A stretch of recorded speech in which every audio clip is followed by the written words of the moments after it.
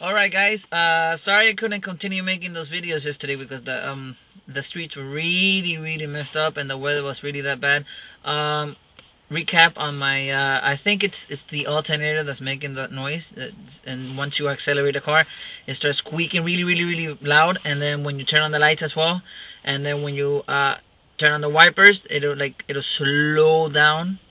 So I 99% I think it's that what's making the problem on my car, because I started it up yesterday and it started up very slowly, but you know, I think that's what it is. But the battery is brand new, so I don't think the battery is going to have issues. And today is less cold, so hopefully tomorrow will be warmer, and I'll catch up with you guys later. Alright?